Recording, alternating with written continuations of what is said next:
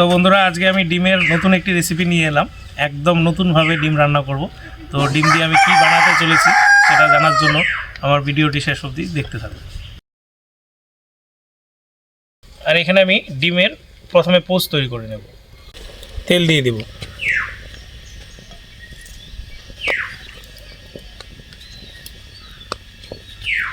ডিম ফাটিয়ে নেব।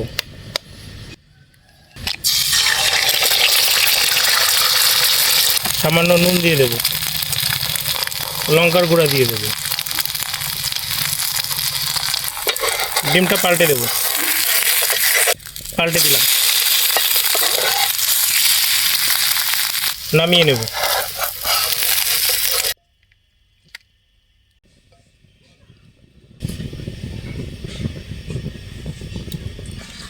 ডিমটা ফাটিয়ে দিয়ে দিচ্ছি।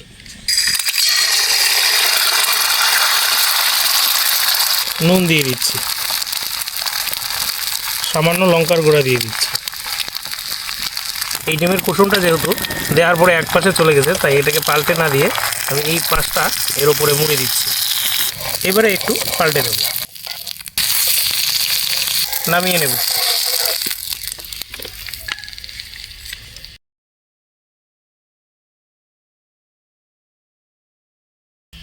এই যে আমি এখানে ডিমের পোচ বানিয়ে নিয়েছি।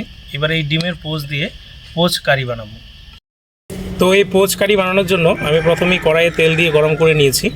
এবারে আমি প্রথমে গোটা গরম মশলা ফোড়ন দিয়ে দেব, কালো জিরে ফোড়ন দিয়ে দেব।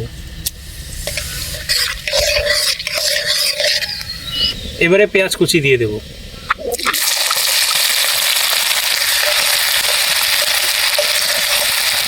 পেঁয়াজ আমি এখানে লাল লাল করে ভেজে নিয়েছি, এই যে দেখুন।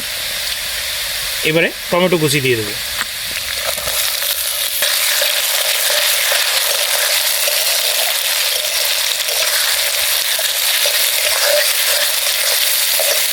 টমেটোও লাল লাল করে ভেজে নিয়েছি। এবারে আদা রসুন বাটা দিয়ে দেব। আদা রসুন বাটা,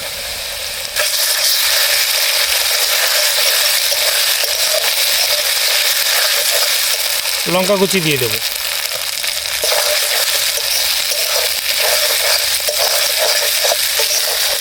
আদা রসুনের কাঁচা গন্ধ যাওয়া অবধি ভেজে নিলাম। এবারে সামান্য জল দিয়ে দেব।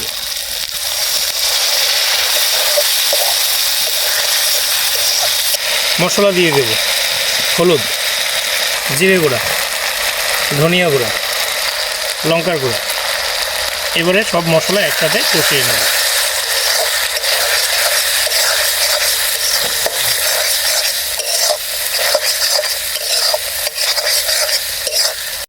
মশলা আমি এখানে 2 মিনিট কষিয়ে নিয়েছি। এবারে জল দিয়ে দেব।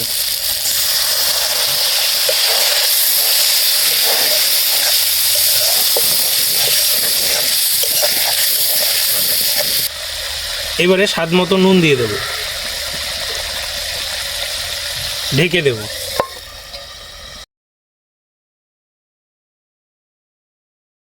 ঢাকনা খুলে নেব।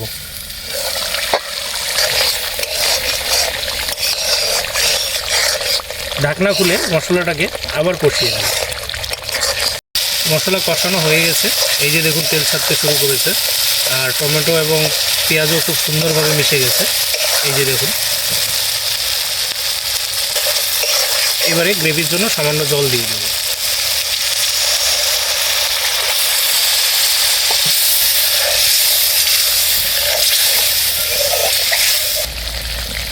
এখানে গ্রেভির জন্য যে জলটা দিয়েছিলাম সেটা দেখুন খুব সুন্দরভাবে ফুটতে শুরু করেছে।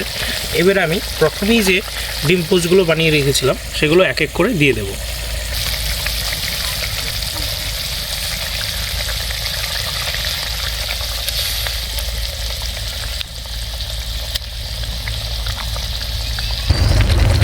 ডিম পোচগুলো দিয়ে খুব সাবধানে নেড়ে দিতে হবে।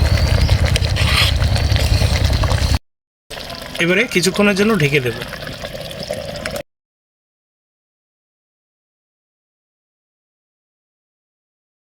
ঢাকনা খুলে নেব।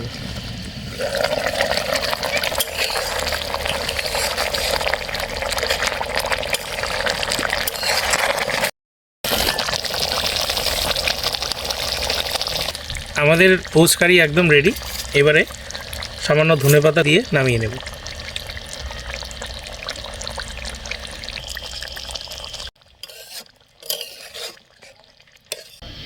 আমাদের এগ পোচ কারি এখানে একদম রেডি হয়ে গেছে, এবারে নামিয়ে নেব।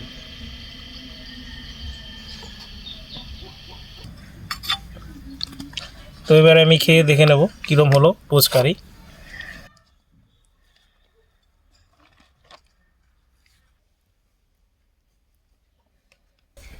এই যে পোচ কারি, এই যে দেখুন ডিম পোচটা একদম পোজেই রয়ে গেছে, এই যে কত সুন্দর কুসুমটা রয়ে গেছে। এই যে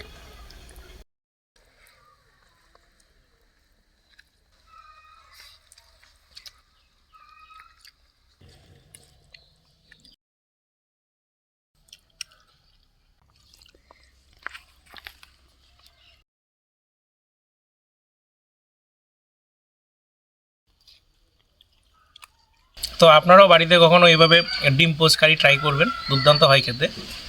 আর আমার ভিডিও ভালো লাগলে অবশ্যই লাইক, কমেন্ট, শেয়ার এবং সাবস্ক্রাইব করবেন।